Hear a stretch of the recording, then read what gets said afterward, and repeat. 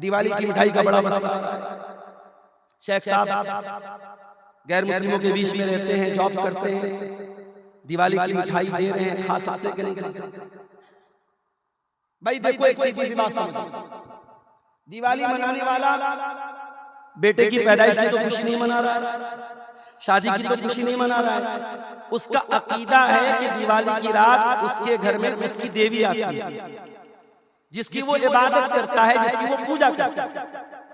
अब आपकी शरीयत की नजर में दिवाली का ये त्योहार शिर्क के ऊपर इसकी बुनियाद है, और इस्लाम की नजर में सबसे बड़ा पाप क्या है? शिर्क है। और उस शिर्क की खुशी में वो मिठाई खा रहा है, खिला रहा है, और आप फतवा पूछ रहे हैं? नहीं, फतवा नहीं पूछा जाता ऐसे मौके पर। जिस काम की बुनियाद में शिर्क है, उस मिठाई को अपने हलक के नीचे क्यों उतारेंगे? नहीं लेंगे, बहुत मजबूरी होगी हम ले लेंगे। अगर सामने वाला नाराज हो रहा है, उसको नाराज नहीं करेंगे, ले लेंगे, मगर हम खाएंगे नहीं। ये मिजाज बना। और अगर बहुत मजबूरी की हालत में आपने खा भी लिया, तो भाई मजबूरी की हालत में लोग सूअर भी खा लेते हैं, मजबूरी की हालत में लोग मुर्दार भी खा लेते हैं। जब जान बचाने का मसला है तो कुत्ता भी खा सकते हैं। लेकिन क्या कोई मजबूरी की हालत में अगर सूअर खा ले, मुर्दार खा ले, तो क्या प्रचार करेगा कि भाई तुम भी खाओ?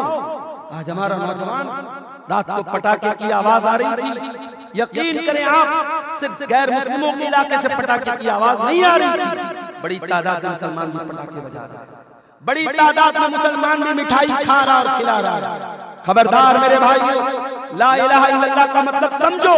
हम एक अल्लाह की इबादत करते हैं और अल्लाह के सिवा किसी की इबादत नहीं करते हैं। अल्लाह ताला तुम्हें नसीहत कर रहा है।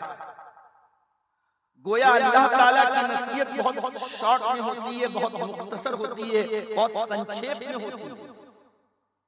अल्लाह के कलाम की ये खासियत है, अल्लाह के कलाम में बहुत विस्तार से, बहुत डिटेल से बातें नहीं होती, इख्तिसार से मुख्तसर बातें होती। इन शॉर्ट बातें होती हैं, लेकिन बातें जो होती हैं बहुत ही मजबूत होती हैं, बहुत ही मुकम्मल होती हैं, बहुत ही जायज़।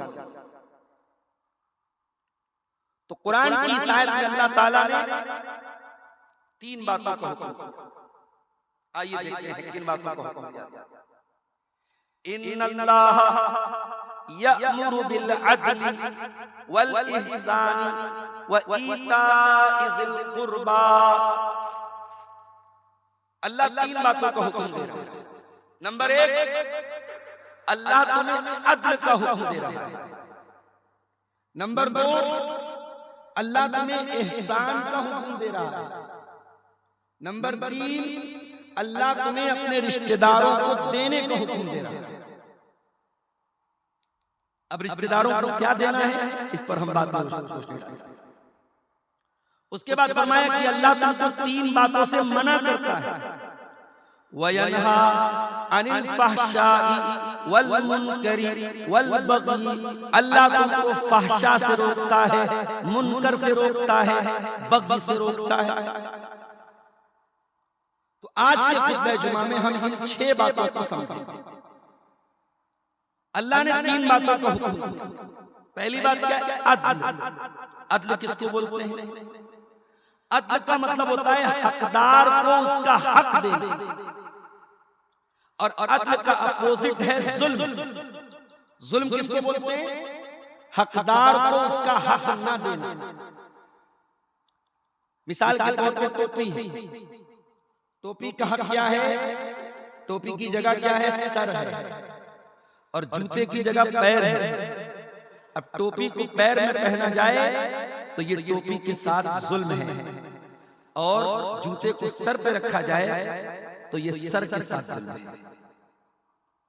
तो अरबी जबान में अदल कहते हैं हकदार को उसका हक देना।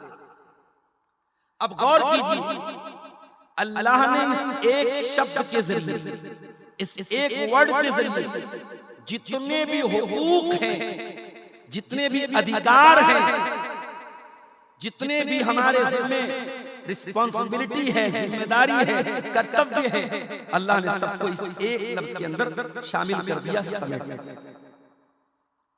इन्नल्लाह यामुरु बिल अदल, बेशक अल्लाह ताला तुमको हुक्म देता है अदल का। अगर तुम एक बाप हो अपनी औलाद को उनका हक दो। अगर तुम एक बेटे हो अपने माँ बाप को उनका हक दो। अगर तुम शौहर हो अपनी बीवी को उसका हक दो। अगर तुम बीवी हो शौहर को उसका हक दो। अगर तुम भाई हो तो भाई का हक दो। अगर तुम बहन हो तो भाई का हक दो।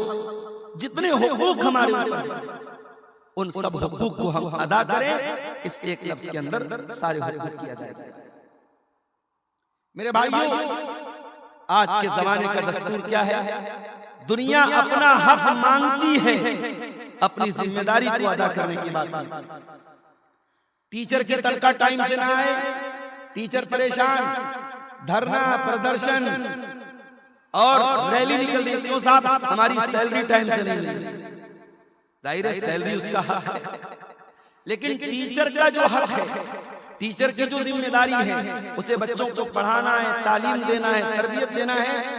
क्या टीचर वो हक अदा कर रहा है? नहीं। बिहार और यूपी के कई स्कूलों का ही हाल है, कई मदरसों का हाल है।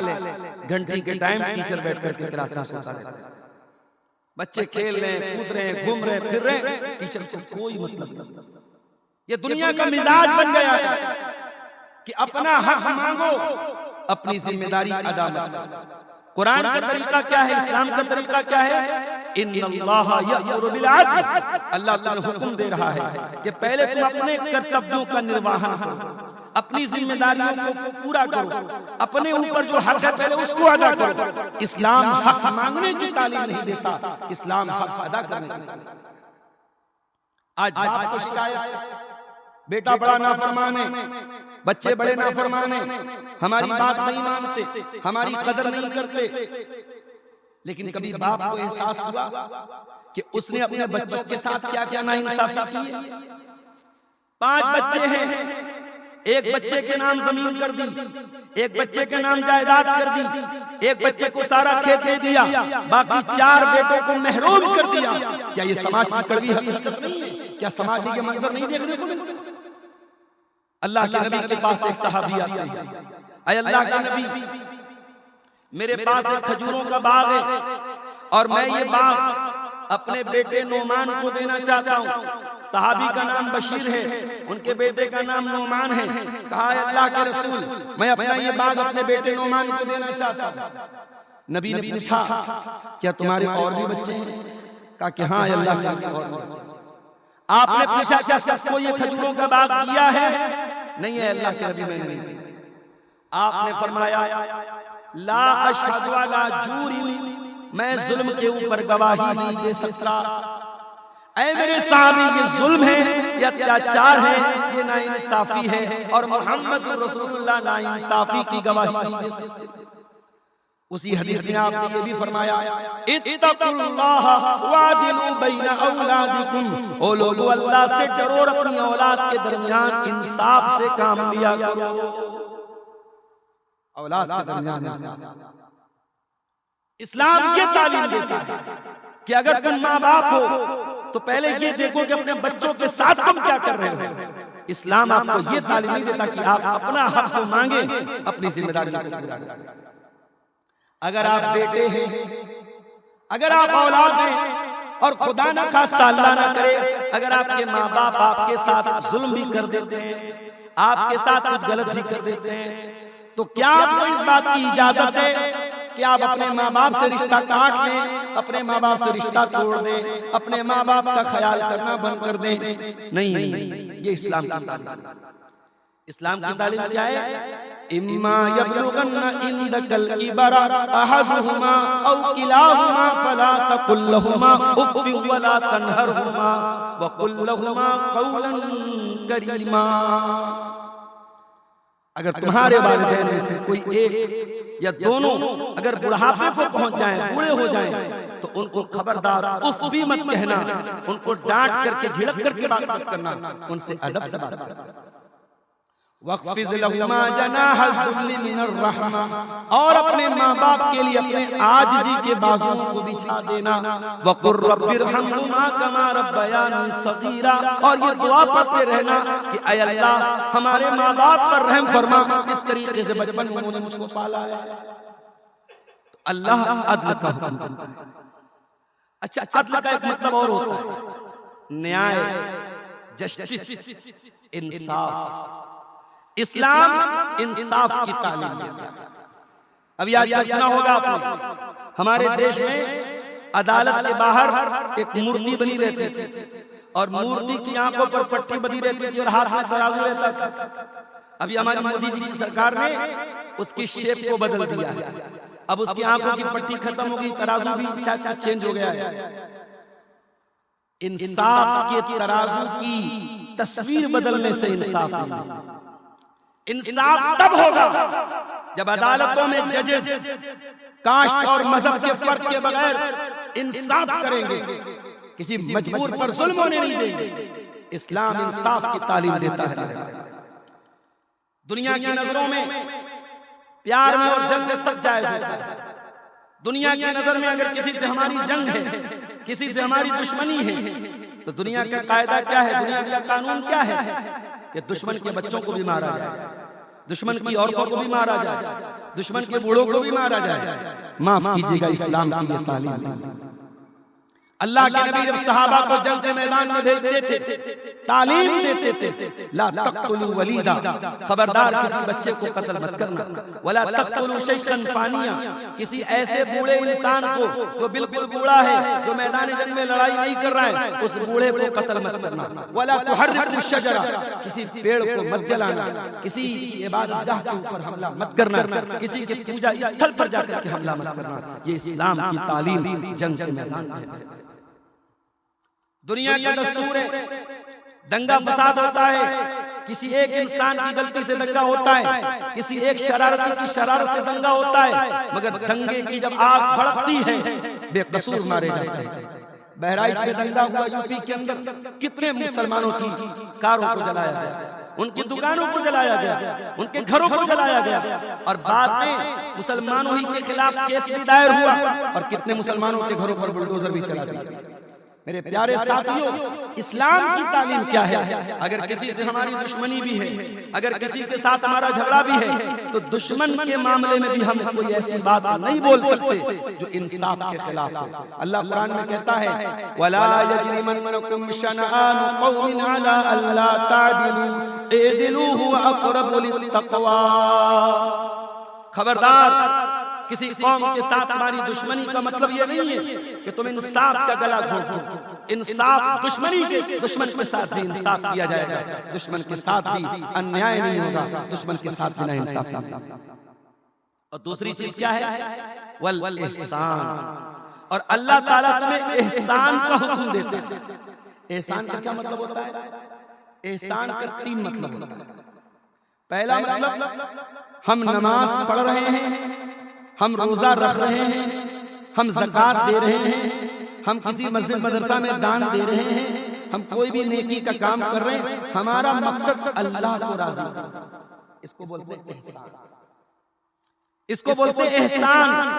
अल्लाह के प्यारे नबी ने फरमाया, आपसे पूछा गया एहसान किसको बोलते हैं? आपने कहा अन ताबुदल्लाह कअन्नका तराह, अल्लाह की इबादत इस तरीके से करो जैसे तुम अल्लाह को देख रहे हो। फ़इन लम तकुन तरा, और अगर तुम अल्लाह ताला को नहीं देख रहे हो तो कम से कम ये सपोज कर लो, ये तसव्वुर कर लो कि अल्लाह तुमको देख रहा है। तो एहसान का एक मतलब है।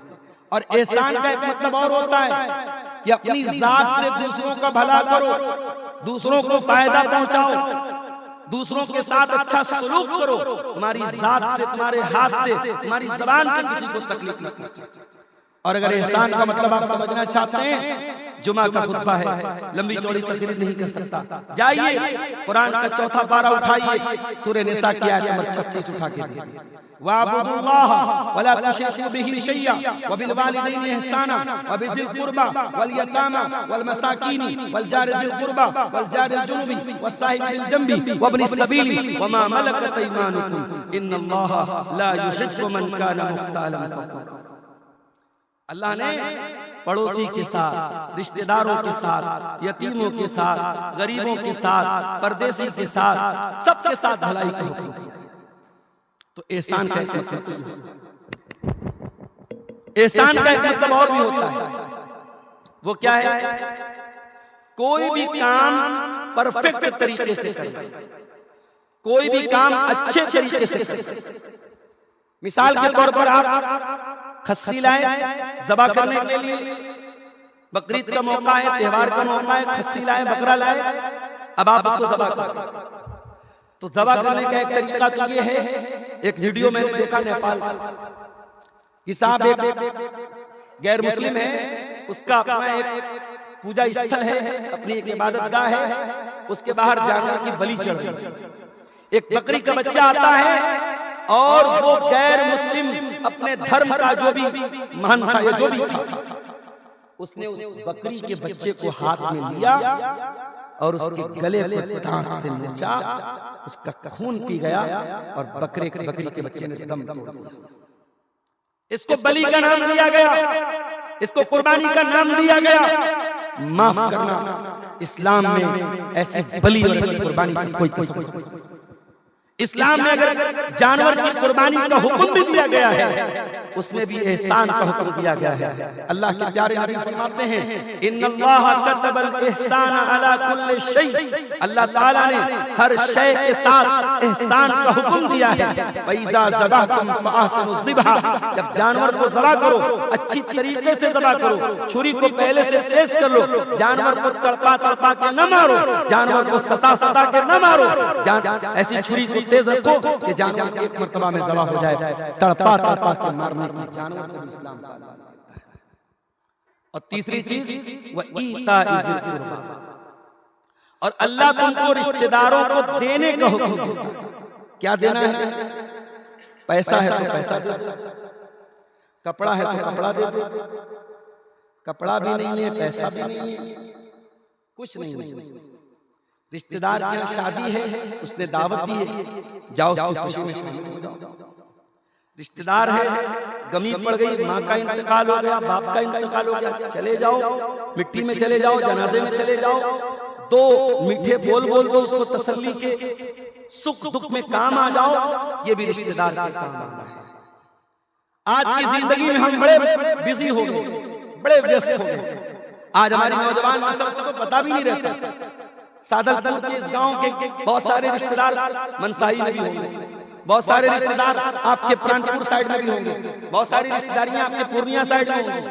नौजवान नस्ल को तो पता भी नहीं होता हमारे ताया कौन है, हमारे खालू कौन है, हमारे मामू कौन है, हमारी रिश्तेदारी कहाँ है। मैं अपने नौजवानों से कहना चाहता हूँ, कारोबार करते हो ना, बिजनेस करते हो ना, अगर बिजनेस और कारोबार में बरकत चाहते हो तो अपनी रिश्तेदारियों का पता लगाओ। पता लगाओ तुम्हारे रिश्तेदार कहाँ कहाँ हैं, तुम्हारे रिलेशन से लोग कहाँ कहाँ हैं। और जब ज़कात की रकम निकालो, जब दान और सदका खैरात करो, तो पहले अपने रिश्तेदारों में देखो कौन गरीब है, कौन जरूरतमंद है, किसको पैसे की जरूरत है, किसको कपड़े की जरूरत है, पहले अपने रिश्तेदार की मदद। अल्लाह के प्यारे नबी फरमाते हैं, तअल्लमू मिन अंसाबिकुम मा तसिलून बिही अरहामकुम, अपने हसबो नसब को पहचानो, अपने रिश्तों को पहचानो, ताकि रिश्तेदारों से रिश्ता जोड़ो। अगर ऐसा करोगे फइन्नहा महब्बतुन फिल अहली मसरातुन फिल माली मनसातुन फिल असल। अगर ऐसा करोगे तो तीन फायदा होगा। पहला फायदा, खानदान में मोहब्बत पैदा होगा। लोग कहेंगे साहब ये सदरपुर का ये इंसान बड़ा नेक है, ये अपने रिश्तेदारों के बड़े काम आता है, उनके सुख दुख में काम आता है। आप 5 मिनट निकाल करके किसी की मिट्टी में चले गए, किसी की शादी में चले गए।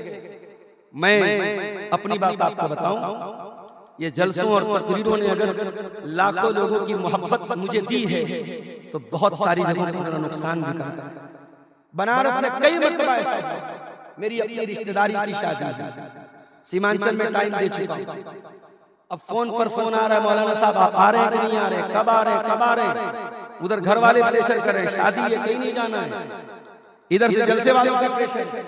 और अगर जलसे में चला गया और रिश्तेदारी, अभी एक हमारे चाचा के लड़के की शादी, अपने खास चाचा के लड़के की शादी, और उसी दिन मेरा प्रोग्राम कट गया। अब सोचिए कि रिश्तेदारों की शादी में न जाओ तो बहुत सारी बातें बनती हैं, बहुत सारी बातें बनती हैं, लोग बुरा भला बोलते हैं, लोग इसको एहसास करते हैं। ठीक है, एक आलिम की हैसियत से, एक खतीब की हैसियत से लोग इज्जत देते हैं, लेकिन अगर आप सुख में दुख में शामिल नहीं होंगे, लोगों की नजर होती है। इसलिए मैं आपको ये पैगाम देता हूं, जितने भी बिजी हो जाएं, जितने भी मशगूल हो जाएं, अपने रिश्तेदारों के लिए जरूर टाइम निकालें। अल्लाह के नबी फरमाते हैं खानदान में मोहब्बत पैदा होगी, माल में बरकत पैदा होगी और अल्लाह ताला आपकी उम्र में बरकत देगा। उम्र में बरकत देगा। हो सकता है आप 40 साल में दुनिया से चले जाएं, हो सकता है 50 साल की उम्र में दुनिया से चले जाएं, उम्र कम मिलेगी, मगर अल्लाह जो नाम देगा, जो इज्जत देगा, जो रिस्पेक्ट देगा समाज में, जो रेपुटेशन देगा समाज में, जो सम्मान मिलेगा समाज में, वो 100 साल के होने पर भी आपको न मिलता जो 50 साल की उम्र में मिलेगा अगर आप ये काम करके रहेंगे। तो ये 3 बातें जिनका अल्लाह ने हुक्म दिया है।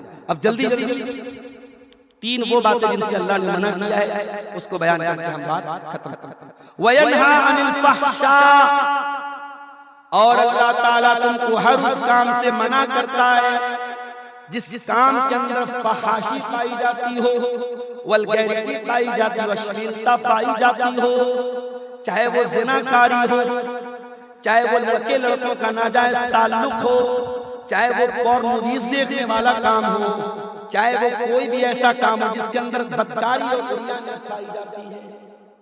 आज नौजवानों के अंदर ये चीजें आम हैं। गाली गलौज आम है, बात बात पे माँ बहन की गाली देना आम बात है। जिस नबी का हमने कलमा पढ़ा है उस नबी ने कभी मुंह से गाली नहीं निकाली। लम यकुन फाहिशन, मेरे नबी गाली बकने वाले न थे, मेरे नबी बेहुदा बात करने वाले न थे, मेरे नबी कभी मुंह से वल्गर बात नहीं निकालते थे।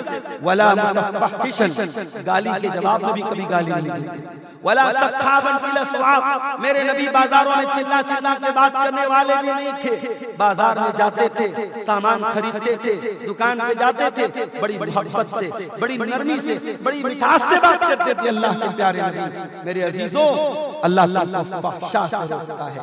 अल्लाह तुमको हर उस काम से रोकता है जिस काम के अंदर वल्गैरिटी और अश्लीलता पाई जाती है।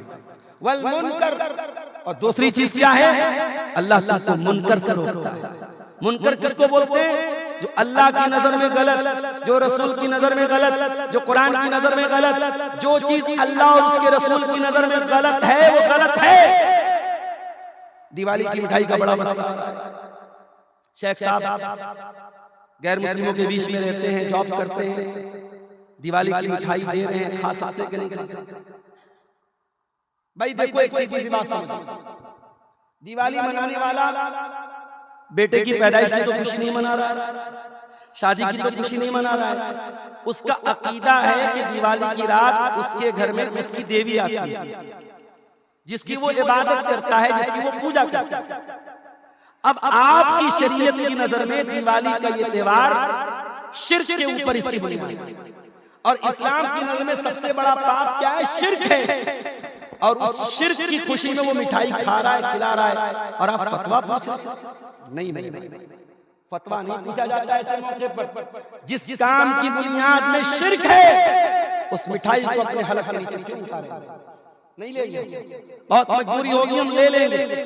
अगर सामने वाला नाराज हो रहा है उसको नाराज नहीं करेंगे, ले लेंगे, मगर हम खाएंगे नहीं, ये मिजाज बना। और अगर बहुत मजबूरी की हालत में आपने खा भी लिया तो भाई मजबूरी की हालत में लोग सूअर भी खा लेते हैं, मजबूरी की हालत में लोग मुर्दार भी खा लेते हैं। जब जान बचाने का मसला है तो कुत्ता भी खा सकते हैं, लेकिन क्या कोई मजबूरी की हालत में अगर सूअर खा ले, मुर्दार खा ले, तो क्या प्रचार करेगा कि भाई तुम भी खाओ? आज हमारा नौजवान, रात को पटाखे की आवाज आ रही थी, यकीन करें आप, सिर्फ गैर मुस्लिमों के इलाके से पटाखे की आवाज नहीं आ रही थी, बड़ी तादाद में मुसलमान भी पटाखे बजा रहे हैं, बड़ी तादाद में मुसलमान भी मिठाई खा रहा और खिला रहा है। खबरदार मेरे भाइयों, ला इलाहा इल्लल्लाह का मतलब समझो। हम एक अल्लाह की इबादत करते हैं और अल्लाह के सिवा किसी की इबादत नहीं करते हैं। हमारा कलमा अल्लाह से शुरू होता है, हम गैरुल्लाह की इबादत का इनकार करते हैं। तो दूसरी बात, वल मुनकर, जो चीज अल्लाह और उसके रसूल की नजर में बुरी है उससे अल्लाह ताला मना करता है। तीसरी चीज क्या है? वल बगी, और अल्लाह तुमको बगी से मना करता है, तुमको जुल्म से मना करता है। किसी पर जुल्म मत करना, किसी पर अत्याचार मत करना, किसी का हक मत मारना, किसी कमजोर को मत दबाना, किसी यतीम को मत दबाना, किसी गरीब को मत दबाना, किसी पर अत्याचार मत करना। और याद रखो, 2 गुनाह ऐसे होते हैं जिनकी सजा अल्लाह ताला दुनिया ही में दे देगा, दो सजा, दो गुनाह ऐसे हैं जिनकी सजा आखिरत में तो मिलेगी मिलेगी, दुनिया में भी अल्लाह उसकी सजा देगा। कौन से दो गुनाह हैं? अल-बग़्य व उक़ूक़ुल वालिदैन। पहला गुनाह दूसरों पर जुल्म करना, दूसरों पर अत्याचार करना, ताकतवर कमजोर को दबाए, पैसे वाला गरीब को दबाए, पावर वाला कमजोर को दबाए, दूसरों को दबाना, दूसरों को सताना, दूसरों को तकलीफ देना, इसकी सजा अल्लाह दुनिया में देगा। और दूसरी चीज क्या है? उक़ूक़ुल वालिदैन, और माँ बाप को सताना, माँ बाप को तकलीफ देना, माँ बाप से रिश्ता तोड़ लेना, इसकी सजा भी अल्लाह ताला देगा। इसलिए मेरे भाइयों, ये तीन बातों पर अमल कीजिए और तीन बातों से अपने आप को बचाइए। आज अफसोस की बात है, सदलपुर कला की इस मस्जिद में आज जुमा पढ़ाने के लिए मैं हाजिर हुआ। कुछ भाइयों ने मुझसे कहा, मौलाना जरा इस पर भी बोलिएगा, लोग मस्जिद से दूर हैं, लोग मदरसे से दूर हैं, लोग दीन की तालीम से दूर हैं।